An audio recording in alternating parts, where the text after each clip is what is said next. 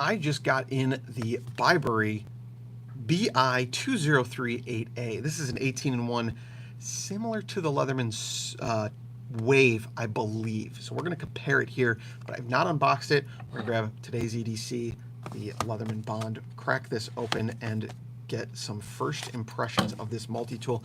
This is my first or second Bibury tool. I haven't played with too many of these. This is what I would call a value brand multi-tool. It's going to be much more budget friendly than some of the offerings from, say, Leatherman. I think this came in about $20 on Prime Day, so maybe $25, $30 right now, but really good value if it holds up. Also, a really nice box. It's all foamed out. That's kind of crazy. All right, let's get that box out of the way. There's some specifications we might go through on it. Sheath is a button closure, and it has some double-ended bits in the front. Don't know if I would trust that for long-term carry, but it does seem to hold them okay. Let's get that out of the way. Let's get to what we're looking at now, the Bibury. What was the name of it again? BI2038A. They need to make some names for these, if I'm honest. So, opening it, it really is reminiscent of the Leatherman Wave. My Wave is a bit modified, if I can find it. Where did it go?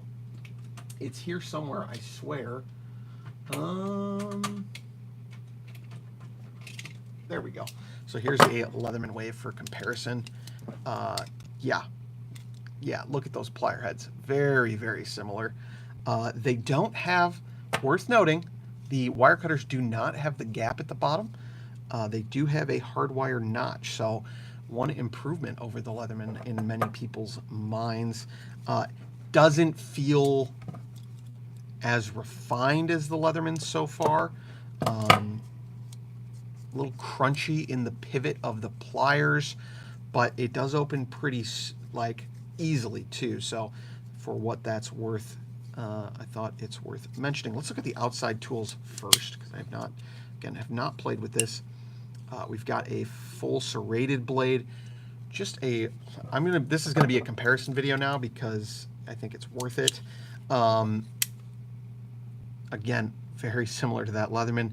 Doesn't have as much of that plain edge at the tip. I'd like a little bit more just for draw cutting. I think that's really handy. Everything feels a bit more crunchy out of the box, but that Wave has been broken in. Plain edge blade, very, very, very reminiscent of the Leatherman Wave. A lot more difficult to open, but certainly able to be done with one hand. The file on the other side is a diamond file on one side and a crosscut on the other. And let's see the saw blade as well. Everything does lock on the outside. It's got liner locks just like the Wave. And the saw blade, very, very pokey. Don't know how sharp it is, but pretty decent. I would actually not hate most of these implements for a budget-friendly alternative. Let's go over here. We've got the can opener with a wire stripping notch. We've got a very thin, small, flat screwdriver here. Be good as a thermostat driver. And the large, flat screwdriver comes to a bit more of a point than the Leatherman ones. And a pair of scissors as well. So similar tool set. You're not going to have the micro bit driver that comes on the Leatherman, but you do have that small flathead. So kind of works as an alternative. Scissors seem fine. Let's give it the paracord test.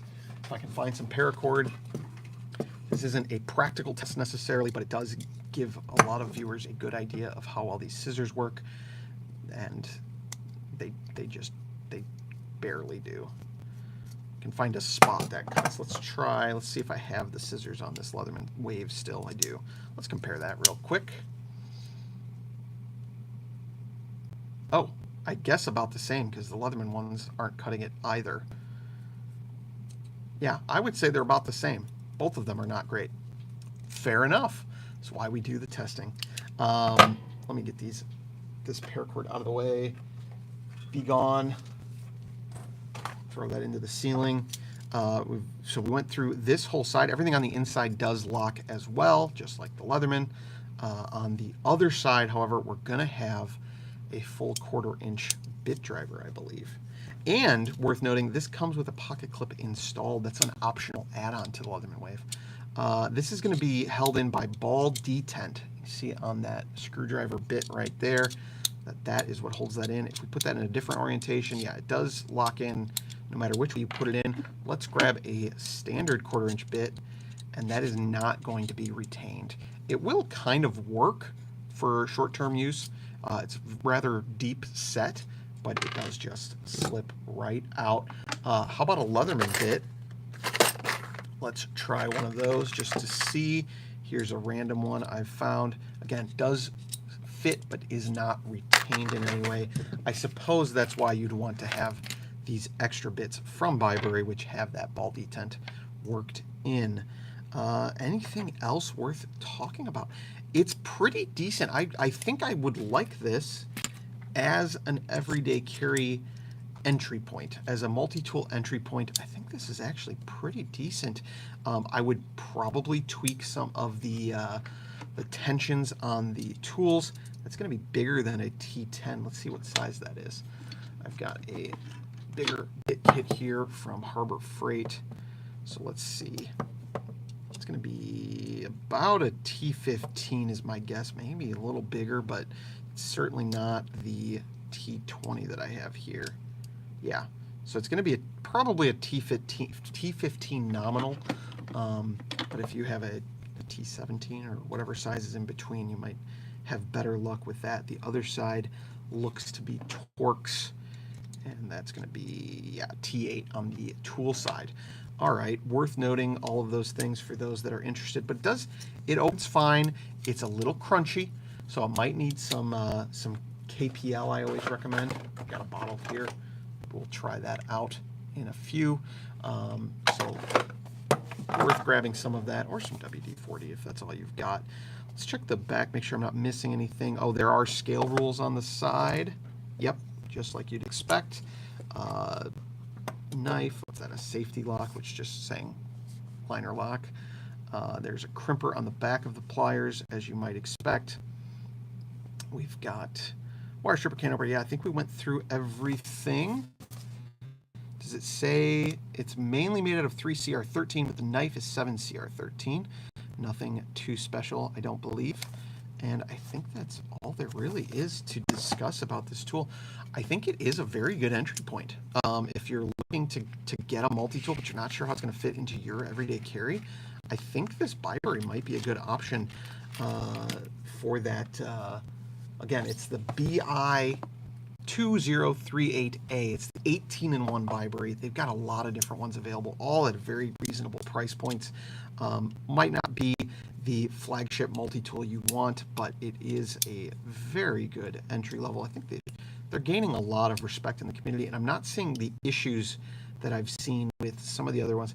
Not the greatest grind, maybe, but for $20, $25, certainly worth checking out. We're going to be doing some videos coming up, so make sure to subscribe. We're going to see how many of these tools will fit into the Leatherman Wave or similar. I'm not sure if the geometry is going to match, but I wanted to try it out, so here we are testing it. If you guys are in the live stream, thank you for being here. If you're watching after the fact, make sure to join us Wednesday mornings for our EDC, multi-tool disassembly live streams, etc., etc., and we'll catch you next week. Back to the stream.